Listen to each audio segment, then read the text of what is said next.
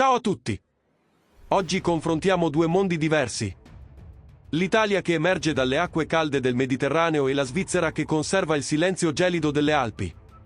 Qual è più forte? La lunga storia militare e l'industria potente dell'Italia o la leggendaria neutralità e le strategie difensive della Svizzera? Chi è più potente? Chi è meglio preparato? Esploriamo tutti i dettagli della potenza terrestre, aerea e difensiva di questi due paesi vicini. Non perdere questo epico confronto.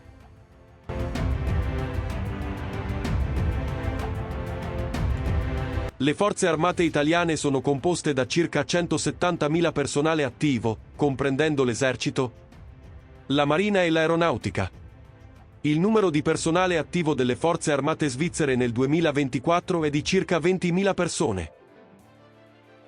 Tuttavia, il sistema di difesa della Svizzera si basa principalmente su forze di milizia. Di conseguenza, il numero di personale di riserva è molto elevato e, se necessario, oltre 100.000 soldati possono essere rapidamente mobilitati. Questo sistema è in linea con la politica di neutralità e la strategia difensiva della Svizzera. Inoltre, grazie al servizio militare obbligatorio, la Svizzera dispone di un ampio bacino di riserva.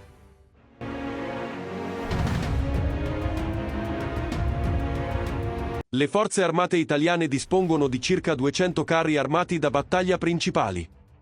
La maggior parte di questi carri armati sono i moderni Ariete C1, dotati di capacità avanzate di combattimento. Nel 2024, l'esercito svizzero possiede 134 carri armati Leopard 2. Questi carri armati sono stati modernizzati in conformità con la dottrina difensiva della Svizzera e sono versioni sviluppate con equipaggiamenti specifici per il paese. La Svizzera utilizza attivamente una parte di questi carri armati, mentre un'altra parte è conservata in riserva. A causa della politica di neutralità del paese, l'esercito svizzero si concentra principalmente sulla difesa e il numero di carri armati è limitato in base a questa politica.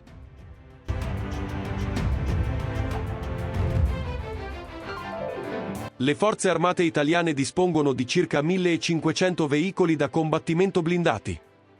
Tra questi ci sono i veicoli blindati Centauro 8X8, i veicoli blindati Freccia e vari trasportatori blindati. L'esercito svizzero nel 2024 ha circa 800 veicoli blindati da combattimento. Questi veicoli sono utilizzati per diversi compiti e missioni. La Svizzera, con la sua struttura militare orientata alla difesa, impiega questi veicoli per garantire flessibilità e mobilità. Inoltre, sono ottimizzati per la difesa in aree montagnose e per interventi rapidi.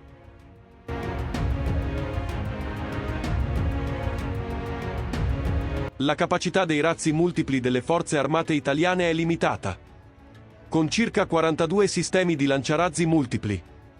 Questi sistemi includono piattaforme modernizzate MLRS, Multiple Launch Rocket System, utilizzate principalmente in missioni NATO. L'esercito svizzero non possiede alcun sistema di lanciarazzi multipli. In linea con la sua politica di neutralità e la strategia difensiva, la Svizzera evita generalmente l'uso di sistemi d'arma orientati all'offensiva.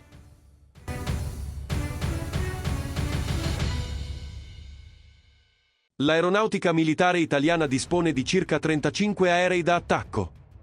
Tra questi, gli aerei Eurofighter Typhoon e Panavia Tornado vengono utilizzati per operazioni efficaci contro obiettivi terrestri.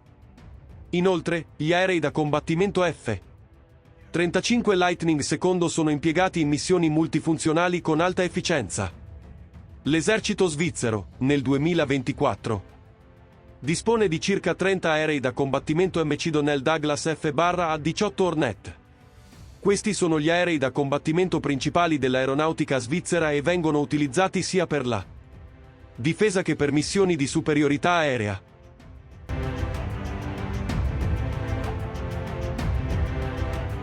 L'aeronautica militare italiana dispone di circa 272 aerei da caccia. Tra questi, i più moderni sono gli aerei Eurofighter Typhoon e F-35 Lightning II. Questi jet vengono utilizzati per missioni di superiorità aerea, attacco e missioni multifunzionali. Il programma F-35 dell'Italia supporta la potenza aerea con la tecnologia più avanzata. L'esercito svizzero, invece, non dispone di aerei da attacco specificamente progettati. L'aeronautica svizzera utilizza generalmente gli aerei F-A. 18 Hornet sia per la difesa aerea che per missioni limitate di attacco a terra.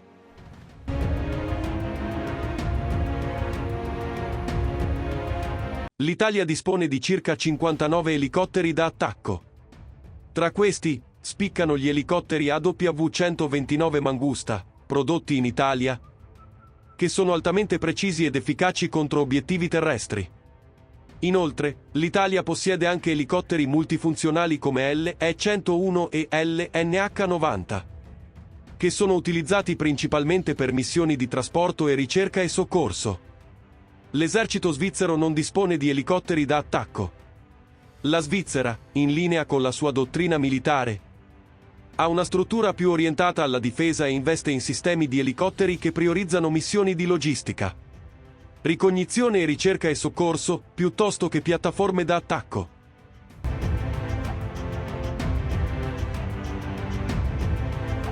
L'Italia dispone di circa 17 droni. Tra questi, i droni avanzati come Puma 3 e Reaper sono in evidenza. L'Italia utilizza questi droni per raccolta di intelligence, sorveglianza e missioni d'attacco.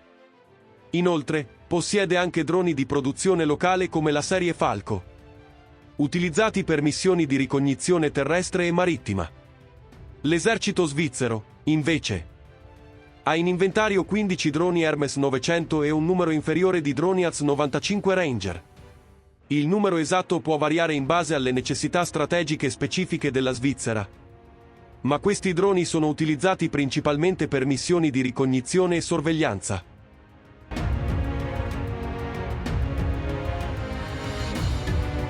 L'Italia dispone di circa 36 aerei da trasporto militare. Tra questi, i più comuni sono gli aerei da trasporto di classe media e grande, come il C-130 Hercules e il C-27J Spartan. Inoltre, l'Italia possiede aerei da rifornimento come il KC-767. L'esercito svizzero ha 3 aerei da trasporto militare Airbus A319CJ. Questi aerei sono utilizzati principalmente per il trasporto del personale e per missioni di trasporto strategico. Inoltre, le forze aeree svizzere utilizzano aerei da trasporto più piccoli per operazioni logistiche e militari, ma il numero di aerei da trasporto di grandi dimensioni è limitato.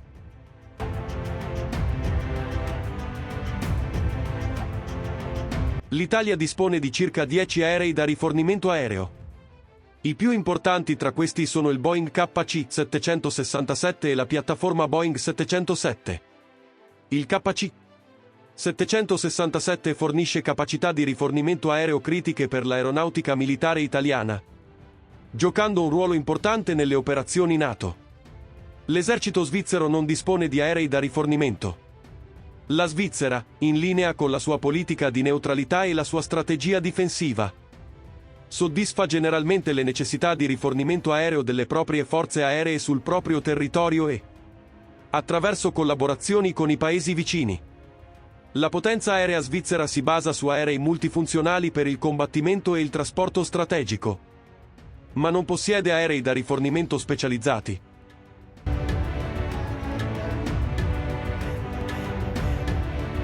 L'Italia ha 2 portaerei. Le portaerei italiane svolgono un ruolo cruciale nel fornire supporto aereo alle forze navali, in particolare nella regione del Mediterraneo. L'esercito svizzero non ha portaerei. La dottrina militare svizzera si concentra principalmente sulla difesa terrestre e aerea e, in conformità con la sua politica di neutralità, non investe in potenza navale. La Svizzera ha forze navali limitate, orientate alla difesa delle coste e alla protezione delle rotte commerciali, ma non dispone di grandi piattaforme di combattimento navale come le portaerei.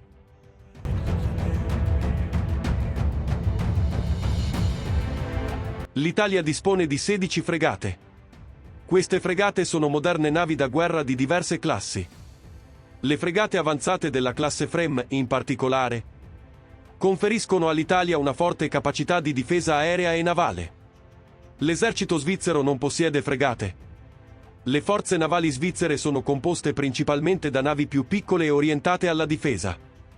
La potenza navale svizzera è utilizzata principalmente per la sicurezza delle coste, la difesa delle coste e operazioni nei mari interni, ma non possiede piattaforme di grandi navi da guerra come le fregate.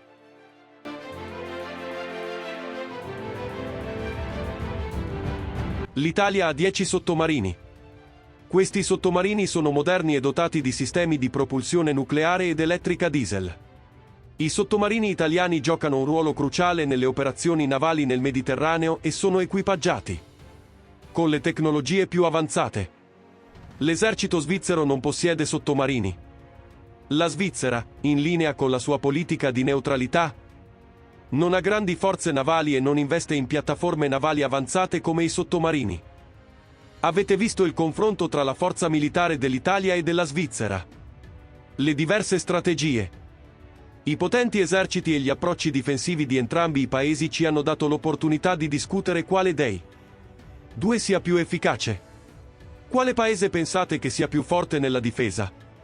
Vi aspettiamo nei commenti qui sotto. Se vi è piaciuto il nostro video, non dimenticate di iscrivervi al nostro canale e mettere un mi piace. Attivate le notifiche per non perdere i prossimi video. Ci vediamo nel prossimo video.